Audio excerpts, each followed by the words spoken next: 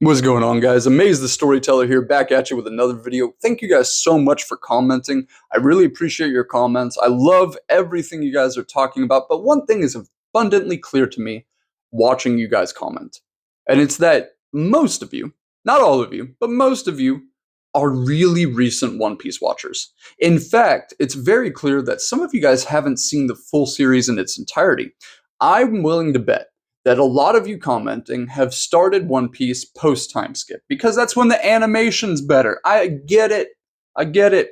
You guys aren't as old as I am. I'm pushing 30. You guys are young bucks. You want to go and watch the cool animation fights and you want to get a feel for it, and it gets more exciting because the animation's better, but you're letting Toei Animation control your brains. You're letting the animation fuel your thoughts and clouding your vision, clouding your judgment, and commenting these weird ass comments like a Kainu beats crocodile. That happened in the series. That conflict already occurred within the series. And I know what you're thinking. Well, it wasn't taken seriously. No, it was. It was taken seriously. Okay? Here's the clip. You see that? That's crocodile attacking a Kainu, and a Kainu doing absolutely nothing to stop him.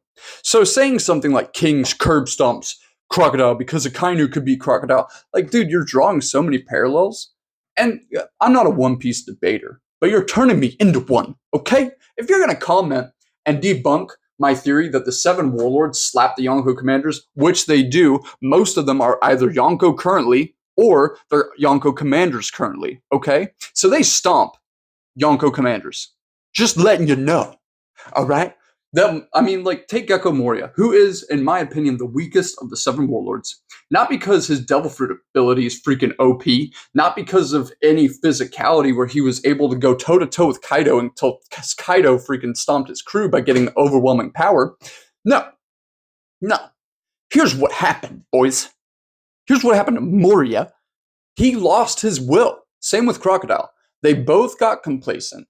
And I'm going to talk about both of those guys today along with Jinbei. Let me tell you guys something, okay? Crocodile absolutely embarrassed Akainu during the Paramount War. He clashed with Mihawk and was able to stand toe-to-toe. And again, these guys backed off of Luffy, who was their target. Like, they had orders to kill Luffy, and Crocodile prevented those orders and received zero repercussions for doing so. Okay? Moving on to Jinbei, there's some clips that I'm going to put in here that are absolutely wild, starting with Moria. You see Moria take out the scissors, do his shit, and start like cutting up and attacking Jinbei. I'm a boxer, I'm a fighter. I know I bring that up a lot, but it's very important because I bring context into combat when it comes to anime. And there is a team of individuals that do actually coach animators and mangaka on what it's like to be a martial artist. And some of them have even done martial arts themselves. When you watch Jinbei against Moria, it's important to look at this from a combatant stand-up. It's not that hold on. Sorry about that. It's important to look at this from a combative narrative, from a standpoint and a viewpoint of someone who fights, because you won't understand the gravity of how skilled this individual is in this context without understanding combat first. And the first thing I'm going to bring up, number one, is when you watch Jinbei versus Moria, Moria makes a comment about how he moves so fast for a big guy, but it's an illusion. What Jinbei is actually doing here is he's controlling the distance. When you're squared up with somebody, when you're fighting somebody, you're in mutual combat. The first thing you want to do, and the hardest thing you have to do, is cross that distance. When somebody's throwing their jabs at you, or in this case, when somebody has a blade at you, you need to find a way to close that gap. Because right now, the one in control is Moria. He's got blades, Jinbei's unarmed, and these blades could do some damage if they land. No doubt about it. This is pre-hockey era, guys. So Jinbei not only closes the distance, but manipulates Moria's blade, which, by the way, moves faster than a fist, and is able to redirect that blade, block it, shoot it away, and then close the distance on Moria. That level of expertise and experience alone points to Jinbei being a masterful martial artist. So with that in mind, him defeating King displayed no martial arts ability whatsoever outside of swordsmanship. Okay, so with Jinbei against King, there's not much King is able to do other than trying to fry Jinbei. But Jinbei would be able to close the distance, maybe manipulate. We saw that he was able to survive a Kainu. So, it seems that fishmen have a natural affinity against heat in general. So, if Jinbei is able to suppress heat for a limited amount of time, he can grab freaking King and do what he wants with him. If he's able to close that distance, there's nothing King can do. Remember, and again, I'm speaking as a combatant, and I understand a lot of you are non-combatants, some of you don't fight. But when you're able to close the distance against a blade, you win, because the whole point of having a sword is that now you have the ability to cut and you have more range than your opponent. Jinbei is able to close through that range, break the guard, and grab King. It's over for King, hockey aside. Like, there's nothing King can do, because Jinbei has a natural affinity to fire. He can choke out King. He can get him in a rear naked choke and just squeeze, and King is done for. So again, having that background is really important to giving insight into this conflict. Now, Jinbei aside, it's going to be really hard for me to argue that Jinbei could beat Katakuri. It just is. The same things don't apply, because Katakuri is actually a really good brawler. He brawled toe to toe with Luffy, and when you're up against a brawler, it's really hard to implement technique because there's so much coming at you so quickly, and it comes down to a bout of stamina. Jinbei's defense is top tier. Look at what he was able to do to Who's Who. Who's Who kept on relentlessly attacking him with all of this crazy firepower, and Jinbei was able to hold his own really, really well. He was able to use really good defense, block all of Who's Who's attacks, and keep on going. So, when it comes to Katakuri versus Jinbei, that's a harder one to argue for. Knowing what I know and having that boxing background and martial arts background, it would come down to who can outlast who. And in my opinion, I think Jinbei's got the better gas tank, because that's how Luffy beat Katakuri. Katakuri's gas tank gave out against Luffy, and I would argue Jinbei's got a bigger gas tank than Katakuri. So, and Luffy for that matter, excuse me, I meant Luffy. So when it comes down to Jinbei versus Katakuri, Jinbei versus King, I think Jinbei could handle both of them. He's a warlord for a reason, guys, and I have been watching One Piece since the beginning. You guys who are letting Toei influence your minds, tell you what's what, don't let Toei's animation fool you, and actually look at the story Oda's trying to tell us. The warlords exist as their own presence for a reason. There's a reason King is not a warlord. There's a reason Jinbei is a warlord. And you guys really need to look at that a little bit closer if you want to make the argument that they can't, that the warlords can't beat the Yonko commanders. They totally could, and they would if they had the opportunity to. And another argument I would use is that the gap between Who's Who and King is not very far. And a lot of you are going to say it is, but it's not. King did not display anything that Who's Who didn't have an answer to anyway. And the reinforcement behind this is when they were talking about replacing Jack.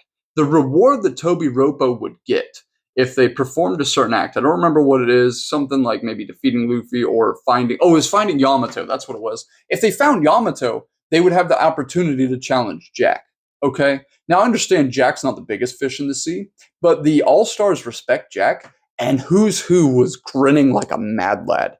I think Who's Who could stomp Jack, and I think Who's Who could take on King. I don't think the gap is so far and so ridiculous. And Jinbei spanked Who's Who over his knee, okay? It wasn't even close, dude. It wasn't even close. And seeing red to a martial artist means nothing. It means nothing. That is just a direction and a tool utilized for your technique anyway.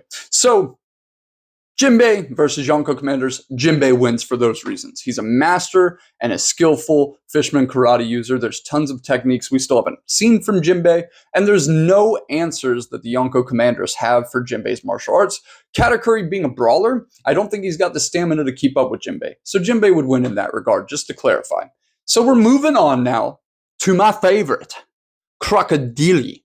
Okay, Crocodile is extremely badass. And I'm going to tell you why. All right, here's a clip of Crocodile absolutely beating the shit out of Mihawk. I'm just kidding. He didn't beat the shit out of Mihawk. Okay. He was able to block Mihawk's attack, though, with a hook. Like, come on, dude. That's freaking awesome. Not only that, he saved Luffy, and I mentioned this before, he saved Luffy from Akainu. Like, Akainu just stood there and was like, no, it's Crocodile, and like fell over. So Crocodile stomps major ass, dude. And Crocodile is a threat to be reckoned with. And I have a whole theory about him. I made a whole video about the Croco Mom stuff, but I want to reiterate that Crocodile's bounty does not reflect who he is. He is now a Yonko. He is now a Yonko level pirate. Okay? And you could say it's because of his wealth, it's because of his influence. Cool, I agree with you. But it's also really, really hard to ignore when you rewatch Marineford. All of the people that are notable were shitting themselves that Crocodile was there.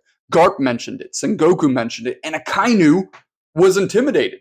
He blocked Doflamingo's attacks. He blocked Mihawk's attacks. He survived Jozu, who was hockey infused at the time. We know this now, and smacked Crocodile, and Crocodile was fine, and then sent freaking Jozu off the map. Okay?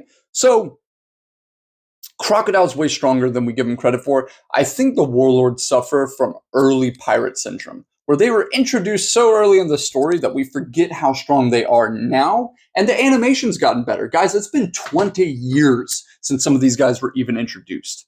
So in the 20-year gap, we've seen the animation progress, and these guys aren't relevant to the story currently. They're still relevant in the story as a whole, but they're not relevant to the story currently, so we don't get to see them fight in this updated animation style. And you guys are judging these fights, these characters, based solely on the animation at hand. There is no reason Sanji and Queen's animation should make you think Sanji can have a chance against any of the Warlords, or Queen for that matter. They don't, but the animation will make you think that both of these guys are so overpowered they could stomp half of the One Piece world. They can't. They can't, all right? So, again, rewatch One Piece, reevaluate, watch the scenes of Crocodile versus Akainu, watch the scenes of Jinbei versus Moria, and then reform your opinion, because I love this topic. The 7 Warlords are really close to Yonko commanders, but it's working downwards. It's not working upwards. The gap is not like the 7 Warlords need to catch up to Yonko commanders. It's the opposite. And that's what I'm trying to get at. Because otherwise, it wouldn't have been written in that way. The Warlords wouldn't have been as threatening as they are currently without that detail of them being Warlords. Why are they Warlords, and why aren't the Yonko commanders of these major pirate crews Warlords? It's because the Warlords have their own crews. It's because of their own strength, and they are stronger than Yonko commanders, which is why most of them are Yonko now. Prove me wrong. Anyway, guys, I love you all so much. Make sure to like and subscribe. I know I ranted a little bit and I rambled, but the whole point of this video is for me to shed light on early One Piece, because a lot of you guys seem to have not actually watched the full series in its entirety. So I recommend going back and stomaching it, starting from chapter 1 and reading the manga. I don't recommend watching the anime, because it leaves out so many details that are really, really minute in coming up with these opinions. So read the manga from chapter 1 and read it all the way to current, and then formulate your opinions and comment in that comment section. I mean, if you don't, that's cool. You can still comment, but don't get mad at me when I come up with sarcastic answers. But anyway, guys, again, I love you all so much. Make sure to like and subscribe. It really helps me out. It boosts my confidence when I see a new subscriber. And I will see you guys in the next video. Bye-bye.